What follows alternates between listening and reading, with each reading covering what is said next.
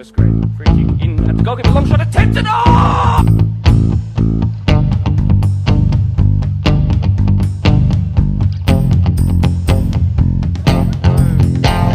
Great kick pass out wide. That is fantastic. That is sensational. And then the winner.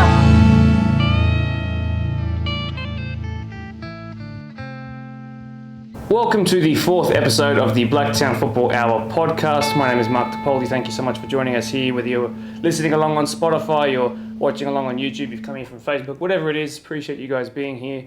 Kick back and relax. It's going to be a great hour of football-related stuff.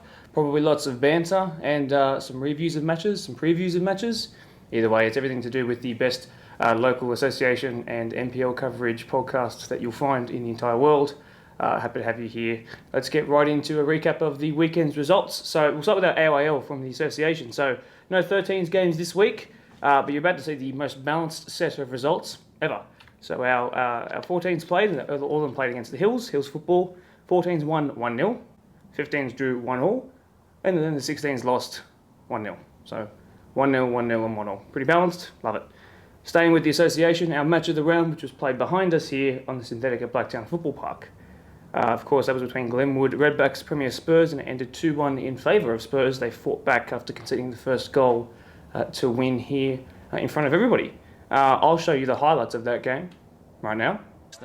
On a bit of a break here. Ben Inns is completely unmarked. How could they let him go like that? The flag is up though, and what a finish attempted, but just over the bar. Oyana Garfor might chip the keeper. Oh, it's just pushed wide. See if it has any kind of impact. It will swing it in if that wind is to do anything. Struggling to beat the first man sort of area, but the follow-up might come in here, and the Ness says the first goal, and it is given. Glenwood take a very early lead here. The Alcor rises. Oyana Garfor was there, but didn't quite get there. Long and over the top that goes Gornal, shocking clearance, and it's left that man through on goal, who wears 9. Can he finish like 1-2? Yes, he does! Anza Mansour gets the equaliser for Blacktown Premier Spurs, and it was the brilliance that I said they had in their boots. And just the moment when they needed to really get one on there, because it looked like they were being pressed back and back, they've got an equaliser behind Manny Aladabaye. Long shot attempted and straight into the hands. One back. Really poor pass there. Square across the face. And a tap in, surely. Oh, no. He will be devastated with that. Left side again. And then a long shot attempted. Will that go in? Oh, my word, off the crossbar. And then on the follow-up, he's going to be called offside. He doesn't know it yet. And then it's gone wide anyway. Marvellous, Oyana Garfor. Thought he'd scored one of the goals of the season. Time to let his team recover and grab their positions. That's a skewed... Long shot could be attempted here. It should be a simple finish, and he's mucked it. Unfortunately, he should have put it wide. In swinging corner this time. No pressure on the goalkeeper, but they go short this time. Lachlan Inns, curling attempts, and oh, the keeper off the post and then into his hands. I'm wondering how this is still only 1 goal apiece. Then out there to Iredale, who's progressed forward really quickly. Inns there is completely unmarked. Will he be closed down though? He's gone inside and then outside again. First time strike, then after that move, and it's gone well over. And whipped into about the middle of the box, and then the header there, and then off the line brilliantly. Presetcha, still Presetcha, and then now Iredale over the bar, and there is the fencing again, doing its job. And then that's a really good touch out of his feet. Iredale, who looked to try the reverse ball. Presetcha. 1-2 there. Presetcha, near post attempted, beaten away by the keeper. Follow up, not quite, and then again by Pereira and cleared exceptionally well. Uz from surely too far out. He hits it, it's been deflected. This might be really awkward, and it might land to someone. An identical goal to the first one in the first half, and Premier Spurs have turned it around here. From 1-0 down, almost conceding an identical goal to that. They've come from behind to equalise and now to lead. Really well, Inns is in behind. He's got someone on his back though, he's gone down. Free kick call, and that is millimetres from a penalty. Looks to be Gornal. Runs over it. Iredale straight into the wall, into the midsection there. And Iredale, who's more advanced up the pitch. That's a really good ball. Inns is now in behind against the keeper. Inns, oh, he shanked it horribly wide. And we'll see what happens here. Although, it looks like it could be Premier Spurs coming over with it. Hassan is showing great pace into the box now on his weaker side. Hassan! And then eventually recovered by Ibasena. minutes or not. He's got plenty to... Oh, that's a fantastic ball. And David Nyarko into the box now. Onto his weaker side. Near post attempted. And unfortunately nowhere near. Oradale. Inns can win that ball. How's your first touch? And now your second. In between two defenders. He's taken down. I thought Tadone would call that as a penalty straight away. And people almost seemed shocked. And there was a moment of silence where everyone was just waiting for the whistle. Really well done by Ethan Prasetcha. On the edge of the box now. And then cut inside. Oradale surely beats the keeper. No! Just release the ball, Lachlan. Victory among their own ranks. Really good though. That's a great ball. Prasetcha squares off the post and the near post followed up. Oh my word. Premier Spurs are hoping to just clear it. Inns there. He loses it. Cleared it is. Into the technical area. And Spurs have done it! And now I'll show you the post-match interviews, starting with the winning side. Boys, a resilient performance from your side, from everyone involved. There was players going down, sore hamstrings, sore ankles, sore knees, sore everything. How proud are you as the coach and today's captain for how the boys responded to going down early?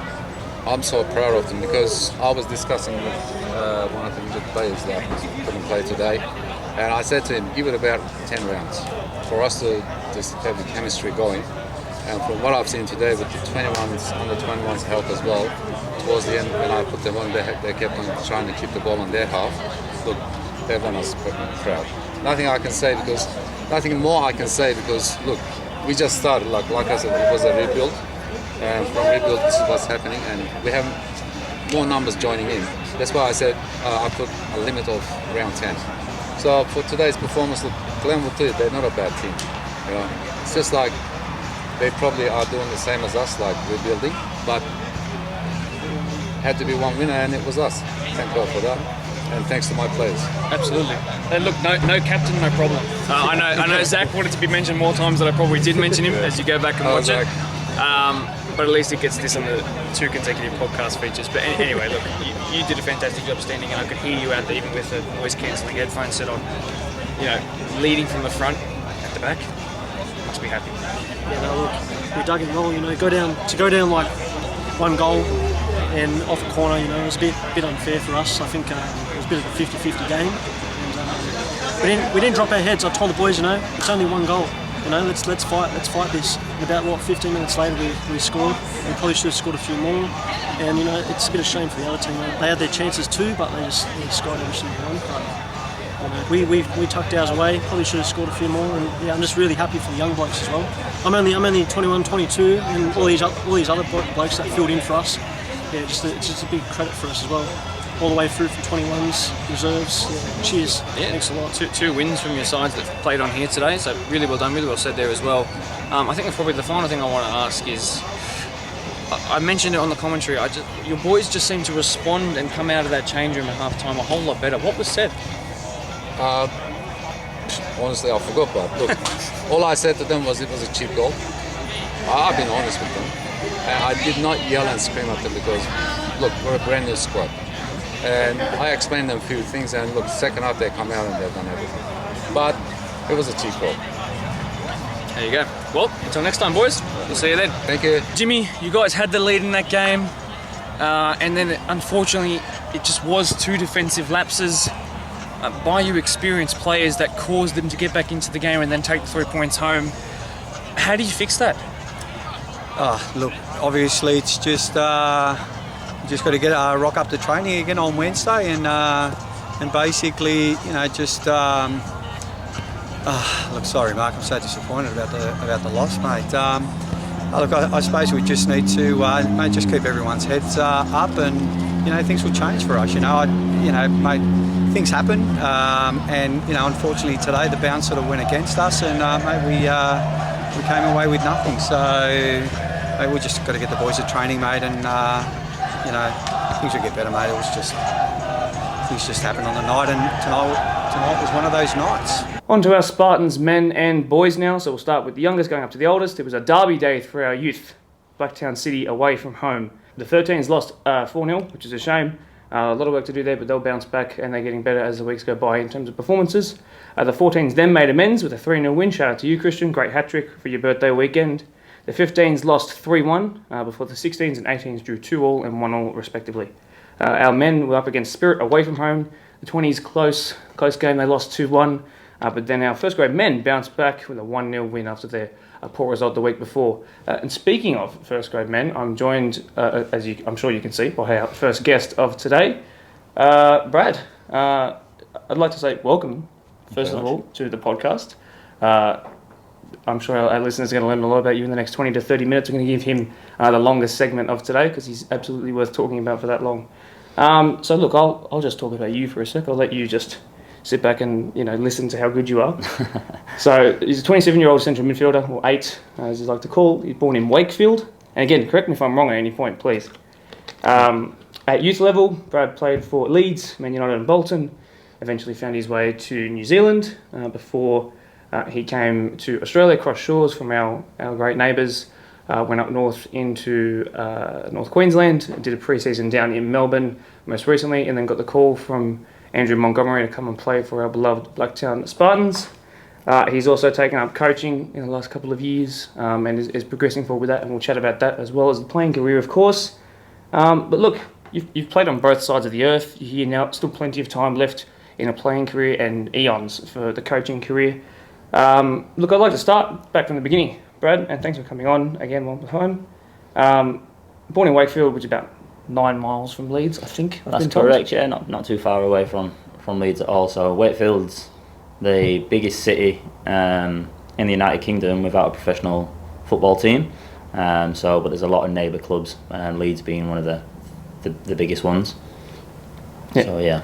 Yeah, so you support them? Like, are you the kind of person that went to the games every single weekend? Is that just the standard over there? Yeah, growing up, I was always at the games with my father and my older brother as well. We used to go, so my brother used to play as well. So we were both through the youth system at Leeds. So we used to go to games, sometimes ball boys at games and scenarios like that. But yeah, religiously we'd go to the games, even if it wasn't so much that would be at the Leeds ones or the away games. We'd be going and watching other local football that was around even at a younger age, and then growing older, your responsibility becomes a little bit more apparent in your playing. So the less time you get to go watch football as much. So still always tune in to the day I am now. I'll wake up in the early hours of the morning to try and watch them play. Not so good at the moment, but we'll see how we go. Well, at the moment, I guess your position on the table is not what it was last season, but let's just stick with Leeds for a second. Last 2 games have been better. I mean, I guess positive signs? Yeah, 100%. There's been a bit of a flip up with the new coach. Bielsa came in and really changed up the system of what they had at Leeds and revamped the whole place and got us back into the Premier League, where I believe Leeds belong. They've got a very, very good fan base, and that followed them down all the way down to League One. And they were still getting thousands of people going to away games and midweek games and stuff. So hopefully we can stay up this season and then regroup and see if we can get a little bit of investment into the club and regroup and go again. For sure. So you play with them at youth level, as we mentioned. So I'll let me just get my head around this. So Brad Whitworth is sitting in, just outside of Leeds. He comes through and is playing youth level at Leeds, and then you go elsewhere, of course, to your bitter rivals, Man United as well. Can you sort of talk about what it's like? And maybe it didn't work out in the way you wanted it to, but can you talk about what it's like to come through at your boyhood club? To be truthfully honest, when you're in the environment, you kind of forget where you're at. You just sort of get on with what you're doing. Obviously, you're so passionate about playing, and the sort of love of the game. You just sort of take it all in your stride, and sort of. I wish, obviously, when you're younger, you have a older head on your shoulders and you take some things in a little bit more. But yeah, look, I loved my time at every club that I played over in the UK, and I learnt a lot. And it's something that I've emphasised into what I do in my coaching now. Is the fundamentals that I learnt there through a youth player has really helped me and progress into the player I am today. And it's something that I pride myself on, is the fundamentals of the game, the basics, and making sure they're at high quality. Loads of fun, but very, very serious as well. Everyone's there to push on, and it's very, very, very competitive environment. Yeah. Now, I wrote here something about I sort of assume that most of the youth team systems for the 3 clubs you were at really would be somewhat similar, and I imagine they would be similar in some places. But I think I'll rephrase that question and sort of ask, in your time at those youth systems, what were some of the most important things that you learned in your time? Obviously, hard work, that's typical.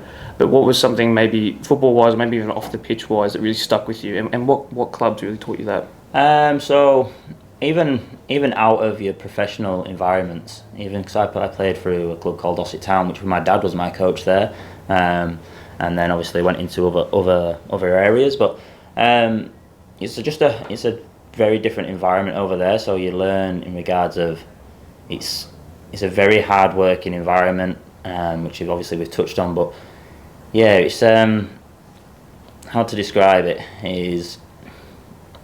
There's as much as you can have a little bit of a laugh. Like I just touched on before, everybody's so focused in becoming a better player, and you're not just playing with players that are just from your area. It's playing with people that are from France, Spain, Italy, Germany. So you're learning different cultures, at such a young age, and it's becoming more apparent now as the game grows. That younger players are coming in either at a younger age now because they're getting identified earlier.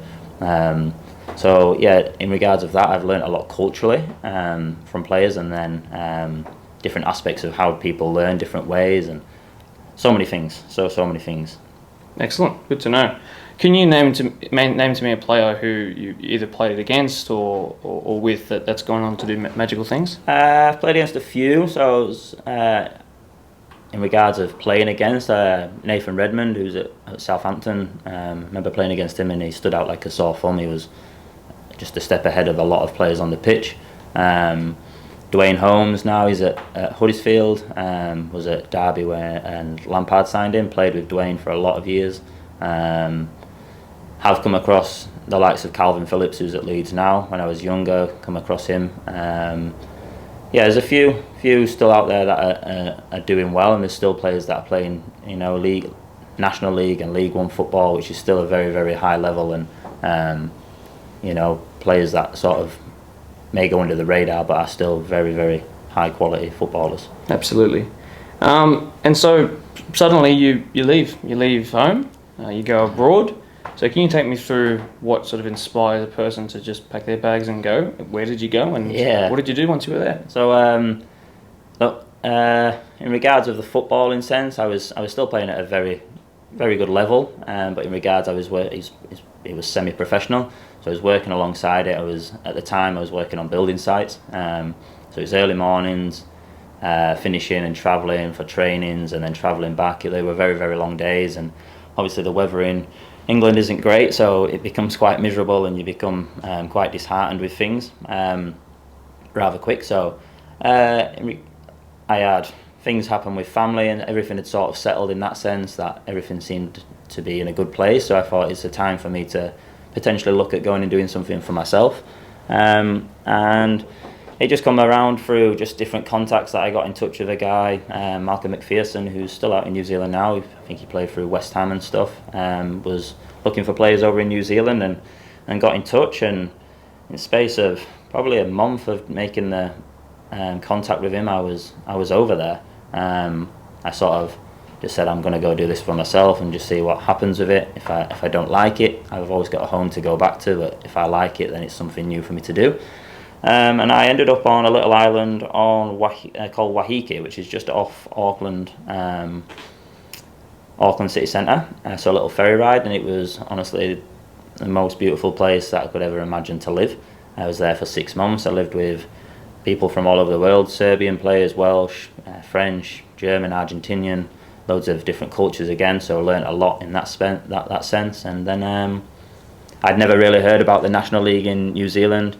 It just I got approached about going to playing for 2 clubs, and ended up signing at Hamilton and played there then for 3 years, and really, really enjoyed my time at Hamilton. And the team just progressed every year to the point that we made a bit of history on my last season before leaving New Zealand and heading over to Australia. So it's been a very good journey. I do miss home. I've only been home once in the last it's coming up to 4.5 years now, so not seen the family for a long time. During obviously COVID and stuff's been very difficult, but I'd always say to anybody, if you get the opportunity to go and experience something and you want to go do it, go do it. If you don't like it, you go home. If you like it, you go do it. It's simple as that. Absolutely. And so you obviously must be thrilled and enjoying it to still be out here. Obviously, you haven't been home because of COVID and other reasons, but you're still here. Yeah. There's a chance to go back now. You haven't necessarily jumped at it just yet. Yeah. So there's obviously great incentives to be here. You've then gone from, like I said, our neighbours, and you've come over here, had this upstairs in Queensland. So talk to us about how you then get contacted again from across the waters, and then, why that club? Yeah, so like I said, we just had a very good season through Hamilton. We qualified for the top 4 in the ISPS, in the final ISPS. So it was something that the club had never achieved before. So it was something great to be part of.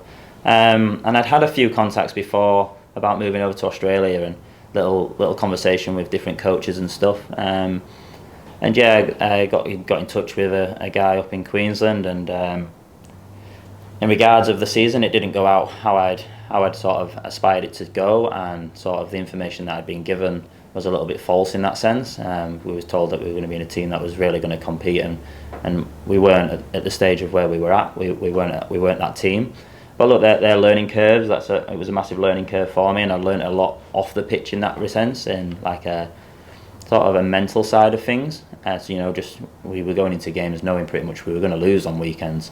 So I was going in and sort of having that mentality of like, I just need to do the best I can do and still turn up and see what can come of it. In regards of that, I got a fair few offers from other clubs that we'd played against up there, but I just wanted another change of scene, and yeah, like I said, headed down to Melbourne for a little bit, and then Andy got in touch, and now I'm here. Well, you've been in the 3 sort of, postcard states in cities. Correct, in Australia. So if you had to pick, which one's been your favourite? I know you only spent a little bit of time down south. But yeah, Queensland was beautiful in regards of. I was very, very far up north. So I was in Mackay, so I was way out of the way.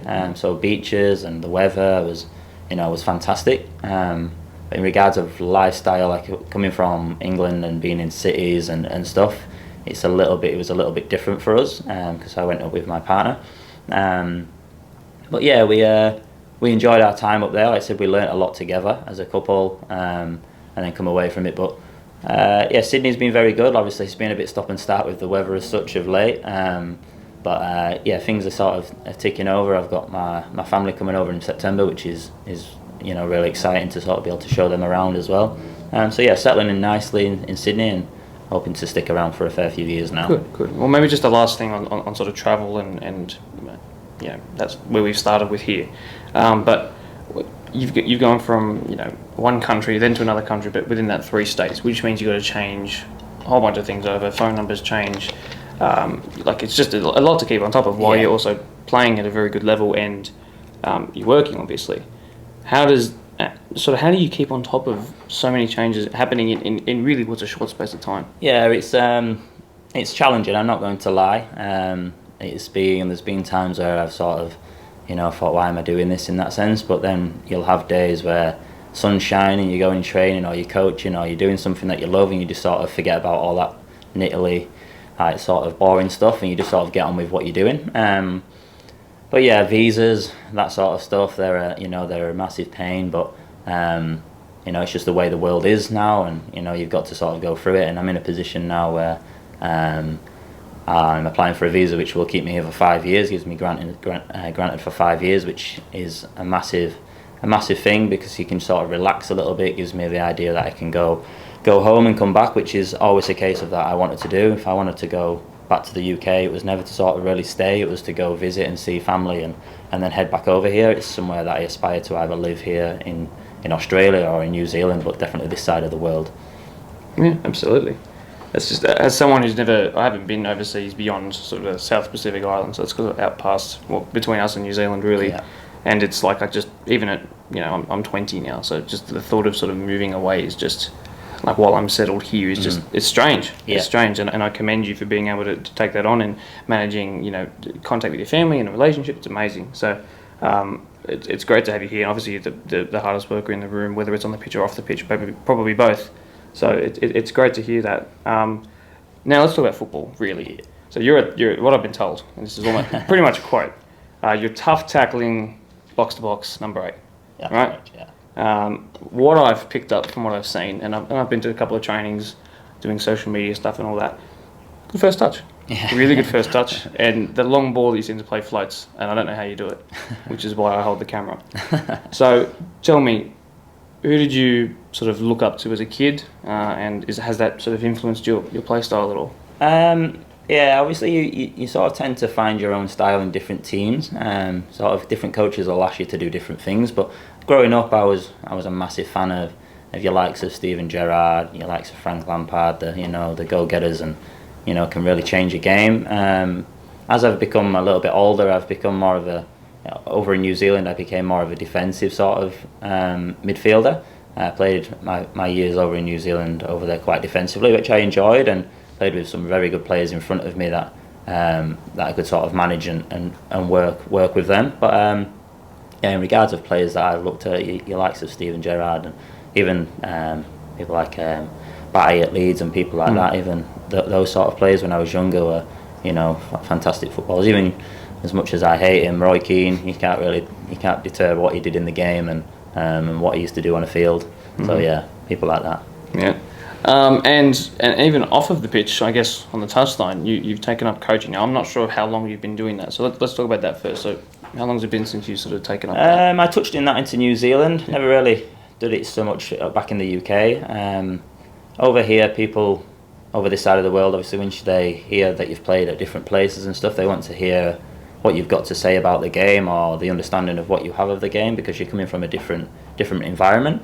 But I spent a bit of time under Ricky Herbert, ex-All-White coach and Phoenix coach in New Zealand, and worked with him with coaching, as well as he was the player that signed me, as well as I started running my own little business over there. I started doing one-on-one coaching, which really took off. I did federation coaching, which is like your junior coaching. So I got into it fairly quickly, and I really do love the aspect of coaching and trying to help younger players aspire to be at a higher level, because everywhere in the world now, players are doing so much more than so much when I was growing up. You'd go to your normal trainings, whereas now everyone's doing their morning sessions, their evening sessions, afternoons, gyms, recoveries, everything. It's just the game's growing and growing and growing. So you've got to do that extra stuff to get ahead. So it's just trying to get that into people's heads at a young age. I think the good thing is, I guess, is that you've sort of been maturing as a human as those changes have become a thing. So I think you're 27 now, so I'd imagine that the era of sort of Arsene Wenger changing around how diets were looked at the top level, and recovery, I think particularly is a big thing. And as you've been able to sort of grasp scientifically how that works, you've then been able to grow up and implement that as you've taken into these coaching roles. So I think that's a really good thing. It seems like it's at the perfect time for our game to change in that sort of way. I think I'd like to ask you, you mentioned that business back in NZ. Yeah. Has that transformed over here yet? Yeah, it's not something I've taken with me. It's something I sort of left over there in regards of just leaving it and carrying on doing what I'm doing. Some of the boys just walking past, sorry. It's sort of I left that in a sense over there, and it's something that potentially I might go back to if I do head over back to New Zealand in later years. I still keep in regular contact with a lot of the players I coached, and they still ask for a little bit of help, and which is something that you can do now through your likes of your social medias, through these different platforms that we have. I'm very, very busy with coaching over here, and there's still more that I could probably potentially do. And just going to sort of see where that goes. This year I did say to myself that it was going to be a year that I was going to sort of run myself ragged a little bit with things and have a really busy year, and try and sort of push ahead with things and get going with a little bit more stuff. So you go free promotion, right? What are you doing now, and can people get involved? What in regards of the coaching? Yes. Is that? Yeah. So I'm working at the moment through Tony Basher. So I coach there through the Australia Asia Academy, which is a fantastic environment, to be truthfully honest. The players that are there are great kids, and they come with fantastic attitudes. We do very early mornings with them. And I'm trying to I'm doing some stuff for Spartans. Like I said, it's been a bit stop and start due to the weather and stuff, but trying to get around the community is something that I always try and pride myself on. Wherever I go to play, I always try and input something into the junior section.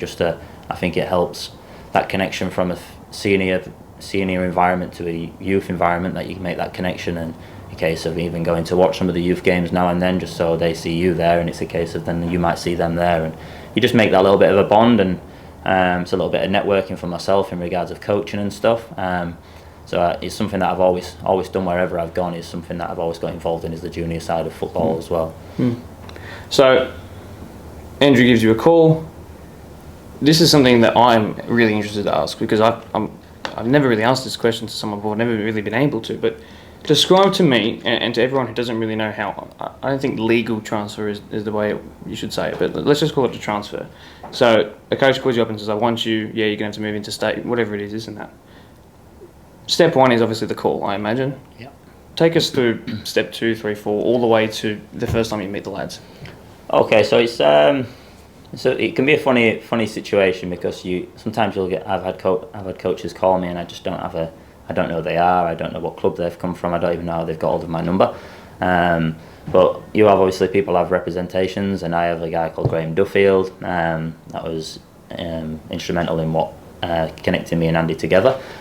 So I had a little conversation with Graham beforehand, before speaking to Andy, and after speaking to Andy, it was a good conversation. I'm someone that judges a character pretty quick, and I got a good vibe off Andy straight away. So in regards of the next steps of it, it's you're trying to organise of places to live, what you're going to do, all the fundamentals of, like I just said, the niggly little bits of stuff, the flights, all that sort of stuff. And then getting here, it's just really excitement, really getting onto the field, meeting the boys. Always it's a little bit nerve-wracking going into a different changing room. You obviously always have big personalities in changing rooms, and some players that might have played together for years and years, and you're coming in and sort of stirring the pot a little bit by being a new face. But in regards of being here, I've got a great bunch of lads here. Made me feel very, very welcome, extremely quick, and I've settled in very nicely. Just a few little niggles of injuries and stuff, which has prevented me from probably getting going as quick as I would like, but that's part of football.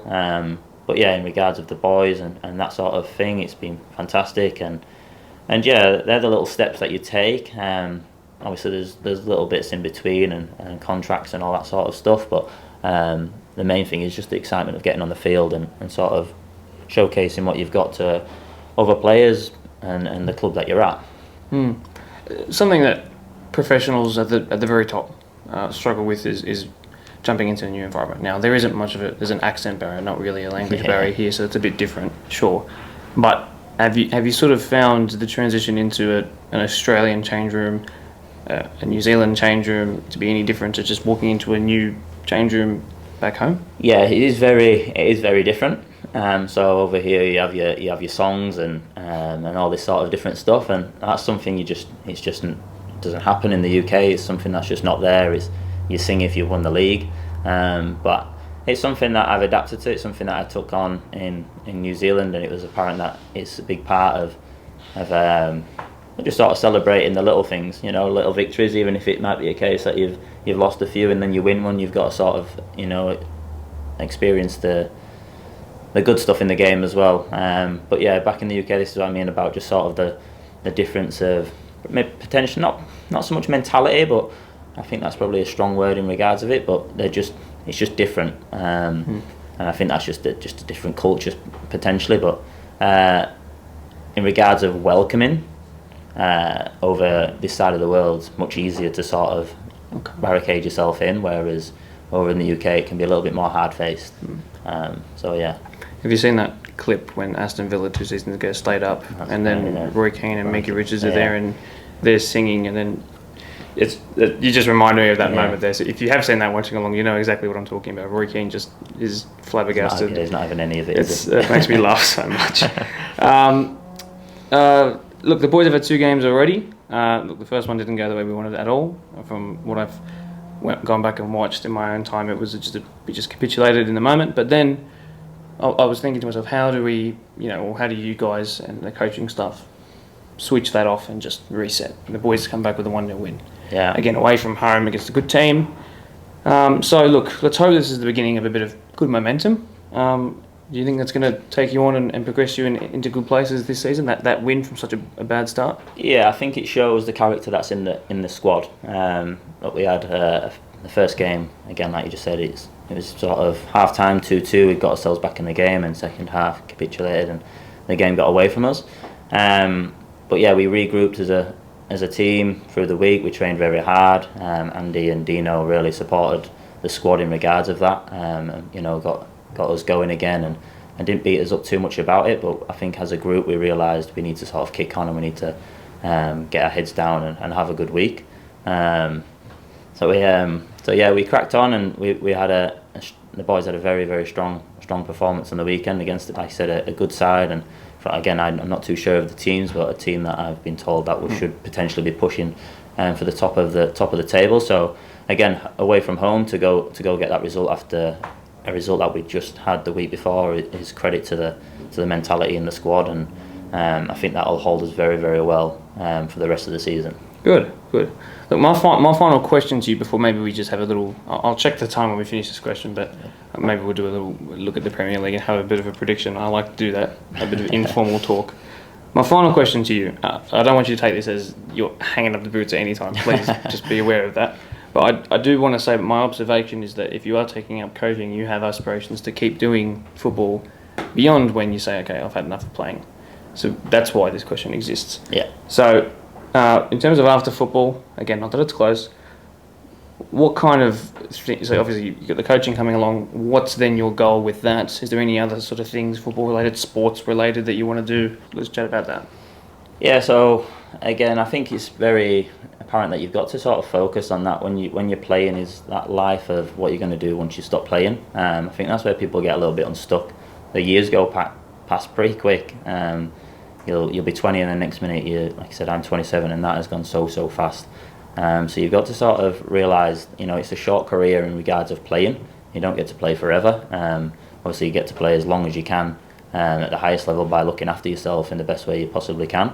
But you've got to have a focus of outside the game as well, if it is into the lines of coaching, going through your badges, or if it's something completely different, if it's studying or whichever it is, or a career path.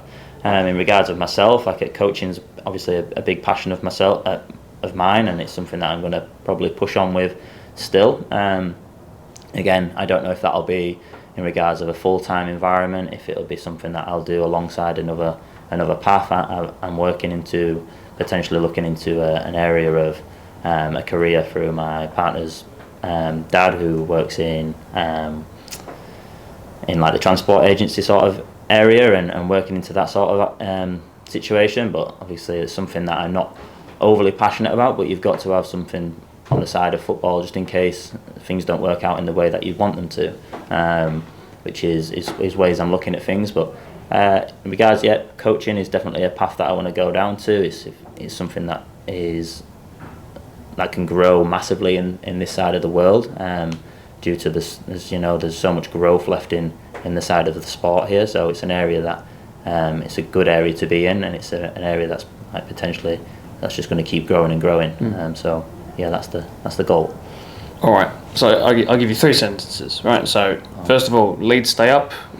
I'd imagine yes. Of course, that's what you believe. Yes, but why? I just think after the last few results, catching them late goals, it really can change a team's sort of outlook of everything.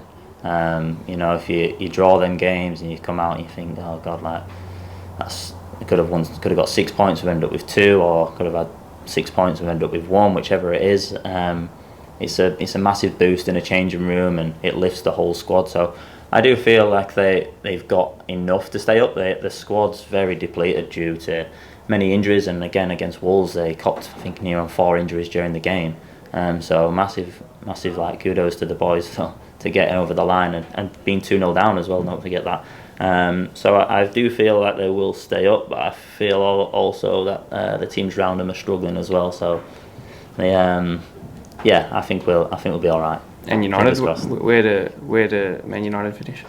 Oh, as low as possible. I see my girlfriend's family. They're all Man United fans, so that was a bit of a hostile house to live in when I was over in New Zealand at times, and we sort of seemed to cop a bad result every time we play them, so I sort of copped that quite a bit. But yeah, I've got no time for that team, so as low as possible, and hopefully everything goes wrong for them. I can imagine that's the way that the attitude works over there. Probably a little less, I wouldn't call it hostile, but a little less straight to the point over here. Brad Whitworth, it's been a pleasure to have you on. I really do appreciate it. Thanks for sticking around, even though I was a couple of minutes late with the setup. Wish you the best of luck for this season and for the boys, of course. I can't wait to come to the games. No, thank you very much. Okay. Cheers, buddy. Thank you, appreciate it. Welcome to the second segment of the podcast. This is where we preview the match of the round game for the Deploy Premier League this week, Premier League 1, on Saturday 6pm, which of course you can watch on Facebook or on YouTube. Had a really good viewership, followership last time out. Plenty of comments to respond to at half-time and at full-time. So make sure you keep those coming in.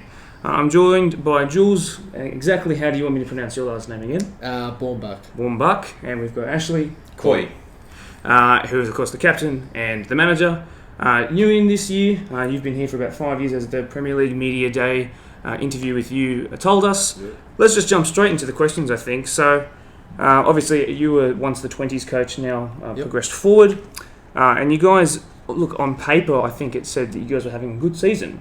And for anyone who didn't watch you, you then had a match of the round, which was the very last one of the year, before we were cut short and didn't go to plan at all.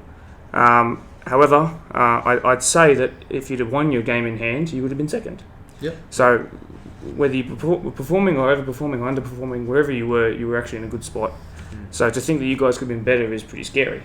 And to think you've gotten better in the off-season, as you talked about previously, is even scarier. So why don't you talk about what sort of went wrong? Both of you can contribute, of course. What went wrong to create that lull at the end of last season? And what's been done to sort of plug that gap and then push you guys forward? I think from my perspective, and obviously being a player last season as well as the 20s coach, I think from my perspective it was just a sense of almost like a belief, particularly if something wasn't going right in the game. I think it was somewhat easier than what it should have been to probably throw us off our rhythm. And I think, to be honest, we were good value for where we were in the season. But yeah, I agree that we could have been in an even better spot if we'd had that sort of self-belief when things weren't going to plan, that we were able to bring ourselves out of that hole and actually go forward. But that's certainly from my perspective, and how we fix that is, I think, just building that belief. And our great result Wednesday last week in the FFA Cup, the Australia Cup now, was I think a really good belief building exercise. So looking to go from strength to strength there. Now, you want to talk about the FFA Cup / Australia Cup game for me? Yeah, I think the Australia Cup game for us last week was massive, especially attitude-wise. The last couple of weeks for our pre-season have been like smashed and destroyed with all the rain and stuff like that. We hadn't trained in 3.5 weeks, and we had a bit of a topsy-turvy trial game series with boys that are now through injury and stuff. But the way we came out together after 3-4 weeks, no training, and then pulled off that win, I reckon it was pretty good. So who'd you play against? What was the final score? Played against Kellyville Colts, who quite good in their Hills comp, and the result was 2-2 after extra time, and we won 4-2 on penalties. Did you guys come back in that game? No, we were actually leading 2-0. And to be honest, much what Ashley said there about the lack of just game fitness and just general fitness with the 3-week disruption with the rain, Kellyville having the artificial turf and being able to train play games. We just run out of legs simply. Both instances, the 2 goals were, we had it covered and our player or players actually cramped, and one even face planted. Jono, sorry about that. Had to mention it. So yeah, I think it could have been. I think the scoreline probably flattered Kellyville a little bit as well. So, but I'm glad that we got our just rewards. I think commendably then, based upon what you were saying regarding last season, the fact that you were in the lead, which seemed to be how you started the season, you're in the lead, doing well, you then conceded that lead, but instead of capitulating, you've actually held on to it against, like we said, a team that probably didn't lose 3.5 weeks of training, obviously at Bernie Mullane. So That's amazing. Yeah, I'm pleased. I wouldn't say that it was a complete performance. I think it was a fantastic performance, a very brave performance. But I do believe we can go even further. I think it was, like I said, a very important one for self-belief and showing that we can, when everything's thrown at us, we can rise above and get the results that we need to be successful. So, Well, your opposition on Saturday night, forgive me, notoriously good at defending. Yep. Whether it's defending leads or it's defending when they're not playing well. 8 goals conceded in 10 games last season, and I'm sure that record can't go back any further on our program, but that's similar to what they've been doing for the last couple of years, half a decade really. Yep. A team that's played together, especially at the back, for a long, long time. They know how each other work, and they know this competition really well. Now, obviously, I don't want you to give away your tactics, but you're on a synthetic pitch. It could rain, which has very little effect, but you're on a synthetic pitch. It's the right size, and it's a different occasion. So, like I said, without giving away too much, how are you sort of approaching this round one against a very good team? Yeah, I think the Ponds have been consistent performers of the year, and we obviously respect them along with the other consistents like a Mario Riverston and that sort of thing. But to be honest, I think that we just need to go out. We understand our philosophy and what we want to do this year. It's a little bit different to what we've done in the past, and seems to be bearing some fruit. And I think that's the biggest thing for us, is to be consistent and be true to ourselves. And I truly believe that if we do that, we're half a chance of getting a result. Mm-hmm. Now, one thing that I didn't actually have written down here, but when I was preparing the questions, because they're coming on right after you guys, is that one thing they have struggled with was actually scoring. So 5 teams outscored them last year, which is half the comp. But obviously their defensive record was almost, they considered half of what the next above them did. So that's fantastic and interesting on both ends. So Ash, I'll go to you.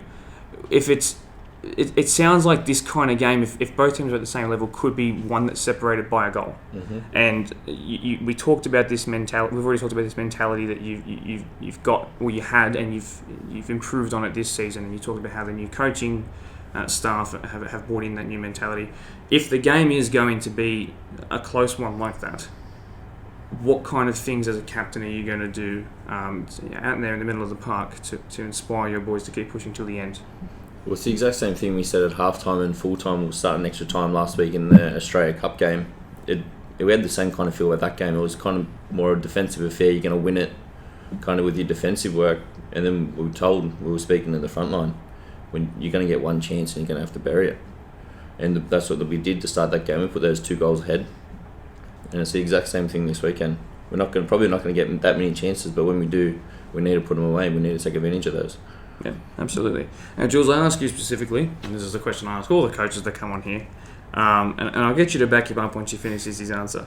And that is, do you describe yourself as more, like if you had a LinkedIn profile, right? Yeah. Are you putting down manager or coach? My difference would be manager is sort of your Jurgen Klopp type who inspires players to slide tackle an aeroplane, as I've used before. Yeah. Whereas a tactician, a Pep, typically, you're going to outsmart your opposition with the ball.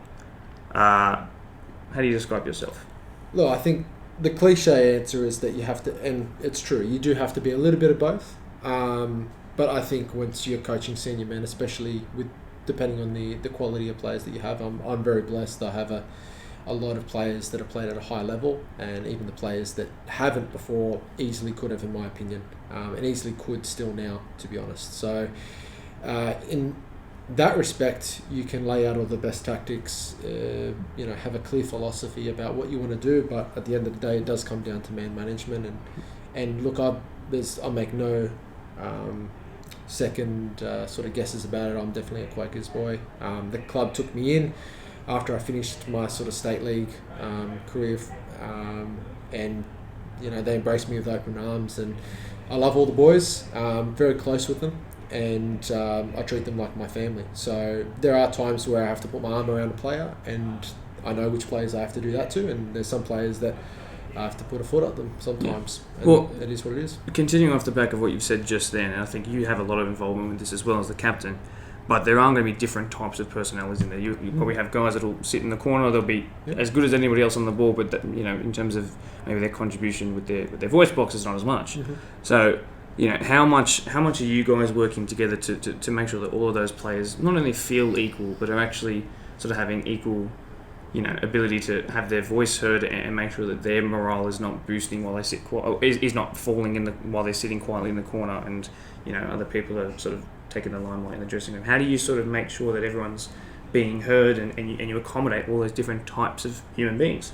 Well, I think that's the good thing about us as well. Most of the boys have been together for a couple of years, so I reckon 80% of us know each other inside out, and there obviously are boys that are going to be quiet and they're going to be more reserved and stuff like that, and you need to give them a little extra something before the game, but then you got your boys that you can leave alone and just want to be left alone.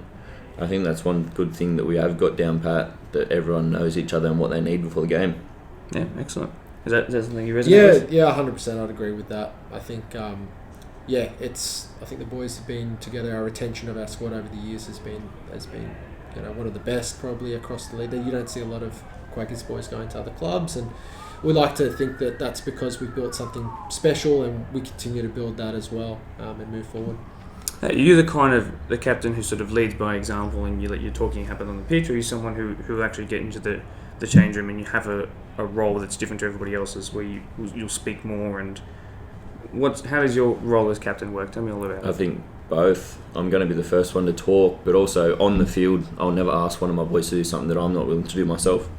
So I think, both. Especially I'm going to be the first one, or after Jules, I'm going to be the first one to put my hand up and talk and tell him what I can see on the field. Jules can say what he sees off the field, and then he wants my input of what is happening, like what I can see from on the pitch. But also, while on the pitch, I'm going to be the loudest voice, so I'm going to tell boys what I need from them. Good. And I'm sure that's something that you encourage him to do. Yeah, absolutely. He's effectively a captain for me is a coach on the pitch. They can see things that perhaps we're not able to see from their vantage point, and it's great because I think Ashley's IQ is extremely high in terms of football, and it's good we have a really good relationship with him. Both me, my assistant Alec, and Coe, we work in tandem together on game day, which is fantastic. Excellent. And my last question to both of you, of course, and that is, as a follow-up to what we talked about on Media Day, and that interview with you is going live pretty much as we speak, actually. So you've had more of the preseason to go through, and now round one is just there. Mm-hmm. So have your goals for the season in terms of where you want to finish on the table changed, or are they exactly the same? Oh, they're exactly the same. We want to be at the top. We haven't trained since then. We've played that one game, but our goals won't change. We want to be at the top, and we're going to be there by the end of the season. Yeah, look, I think the important thing for me is as well, and for the boys, is that we take one game at a time. I truly believe that you got to have that ambition. If you're not in a competition to win it, then I don't understand why you're there. So I back up those comments. That's our goal, but it's not just about the Prems. It's about the reserves. It's about the 21s. We treat it truly as a squad. Everybody trains together, and we're all one big unit. So we want success across the park. Excellent. Good to hear. Ashley, Jules, thanks very much for coming on the podcast. Thanks for having us. Appreciate it. Can't wait to have you guys out there, and we'll see you at Saturday 6 p.m. on to segment 3. For our third segment here today on the 4th episode of the Blacktown Football Hour podcast, I'm joined by Ellie and Taylor from Ponds, a notoriously brilliant team with the last 5 years in our deployed PL1 competition, and I'm sure they're back here prepared to take on that sort of crown and defend it. I guess they've got such a good name behind them, and they're a joy to watch, as we saw last season. Thanks for joining me here, boys. I really do appreciate it. And I think we should just jump straight into it. So, look, you and I have spoken from around the grounds and before games plenty of times, Ellie. And I think you'd be the first to say last season wasn't shaping up like you wanted it to. Now, we only got halfway through.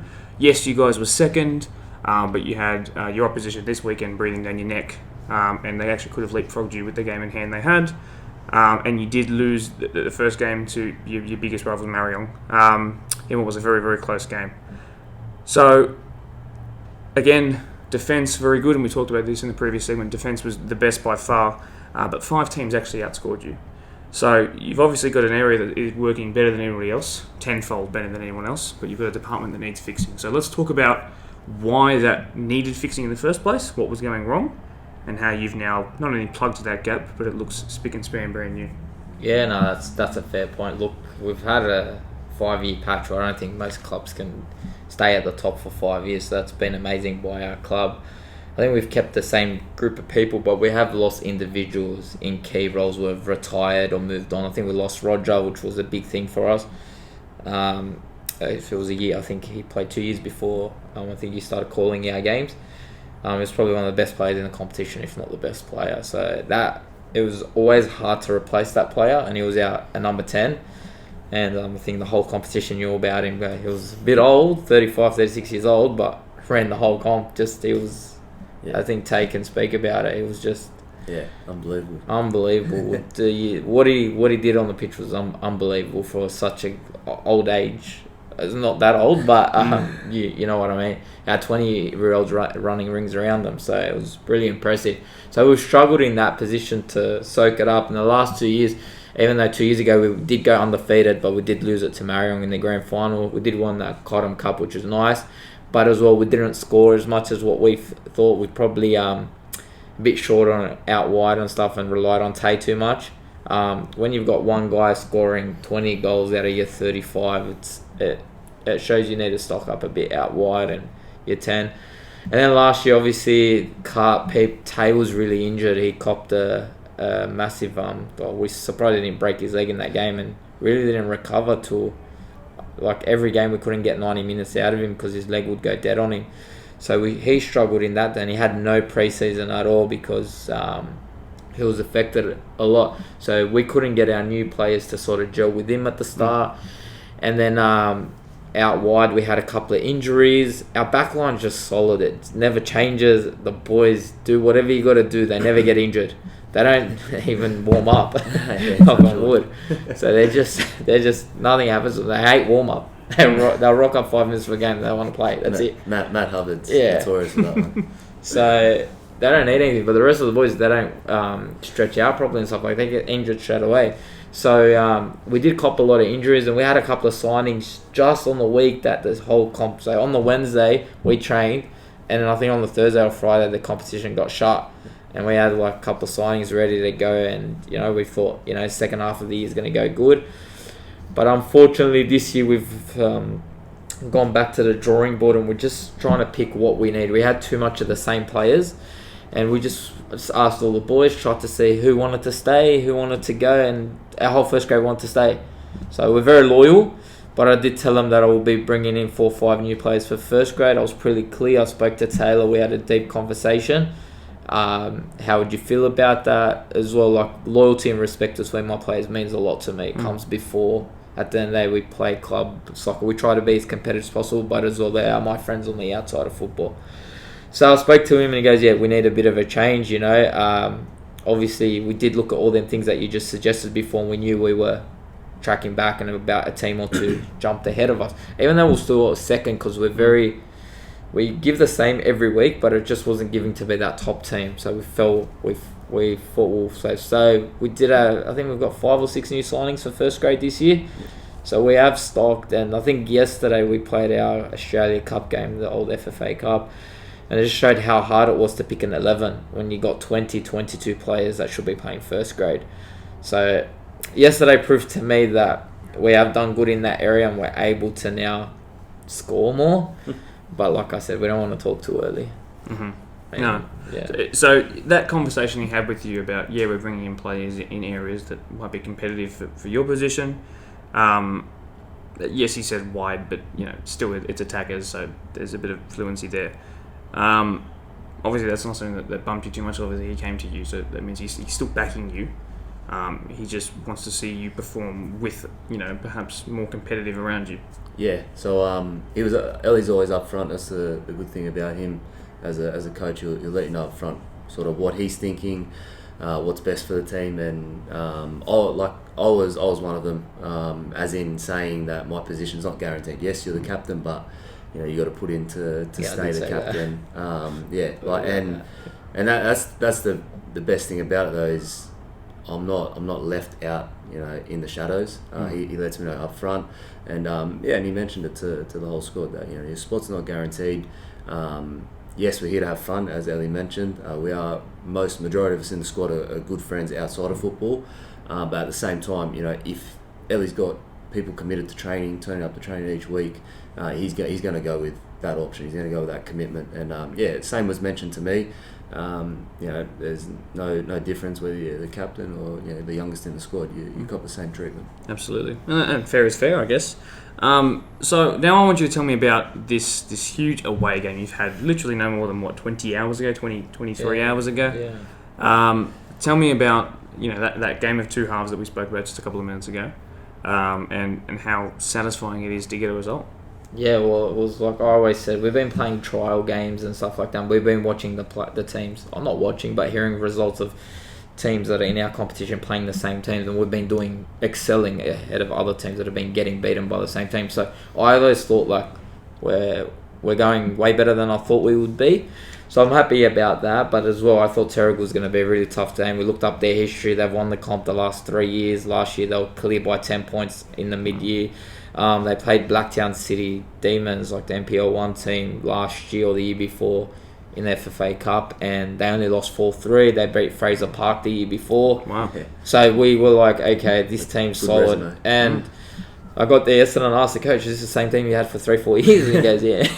I'm all right. No worries, we're in for a tough one.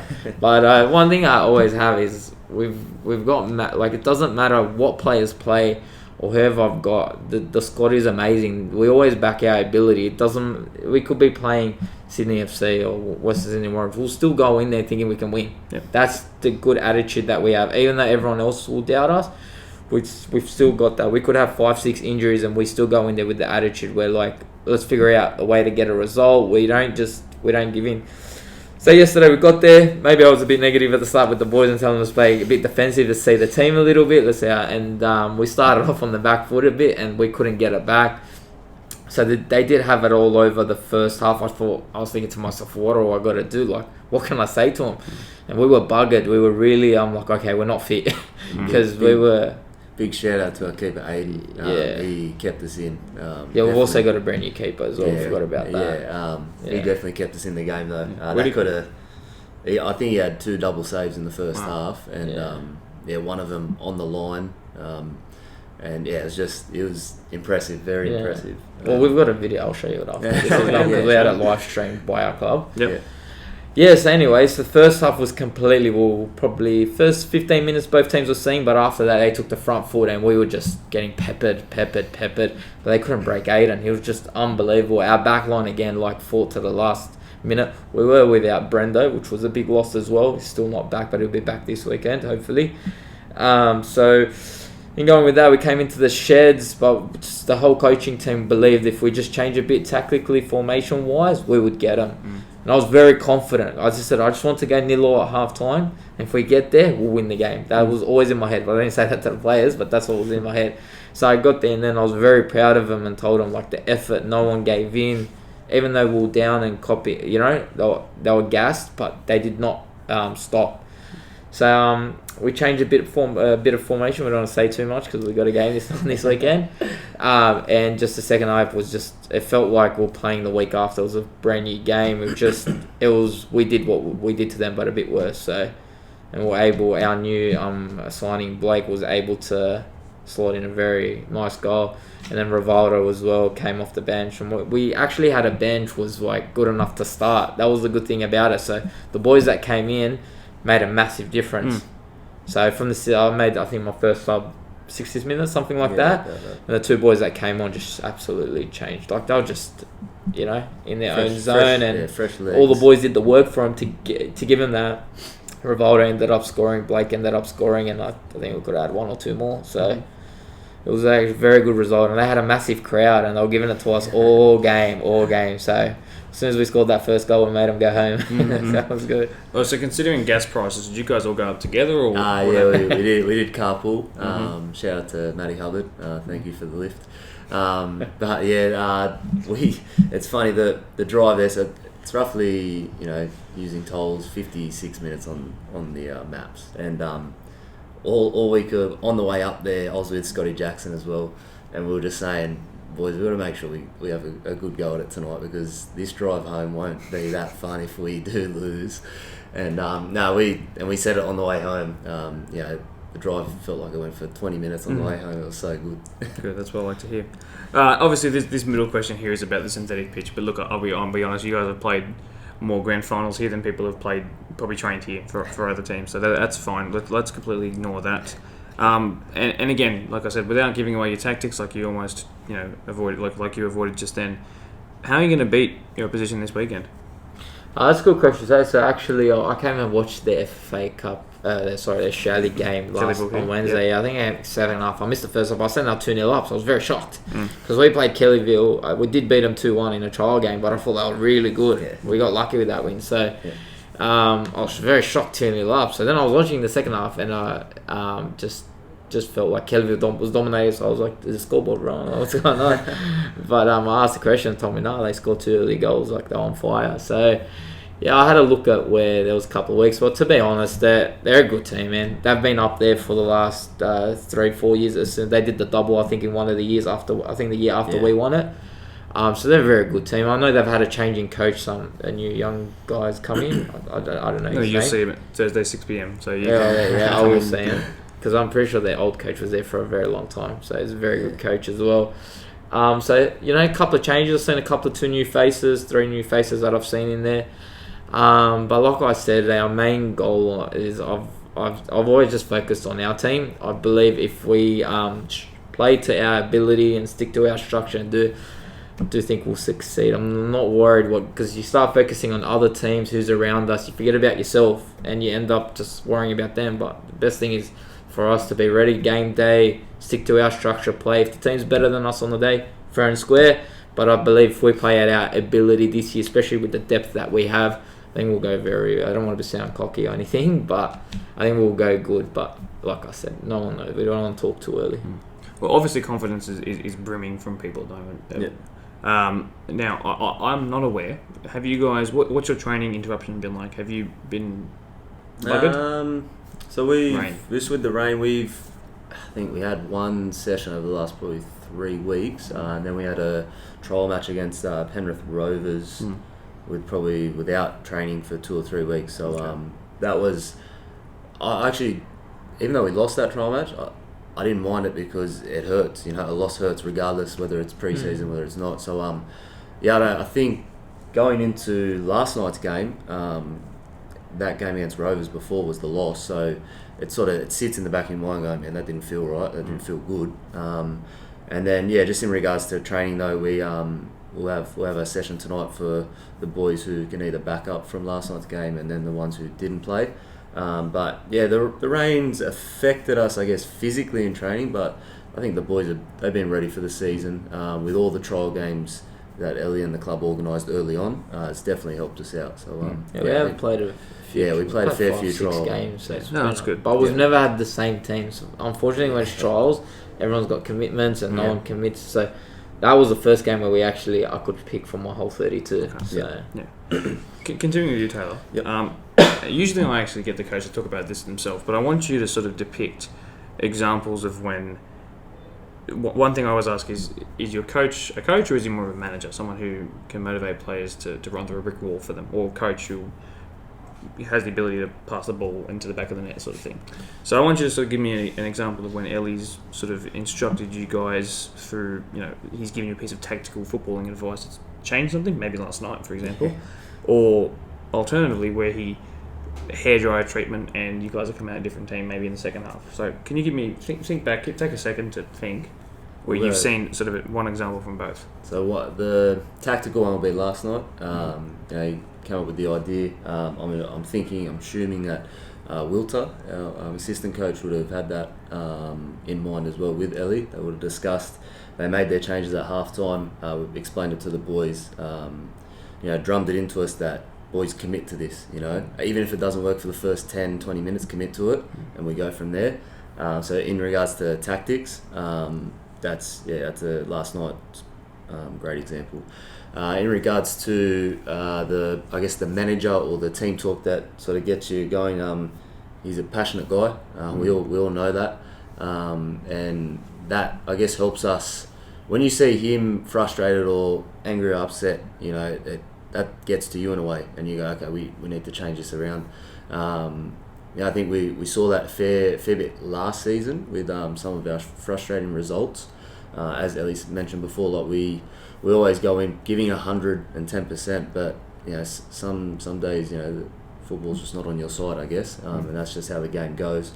So yeah, just team talks, but he's actually pretty good at I guess having that impact without saying too much. He leaves it with you. He'll give you his opinion, and then he leaves it with you there, and then you sort of have your own thoughts. And there's been times at halftime where we'll go into a team discussion just based off maybe one or two sentences that he said, and maybe a few explicits in there, and and then said, "I'll leave it with you," and then we take it from there. So both sides.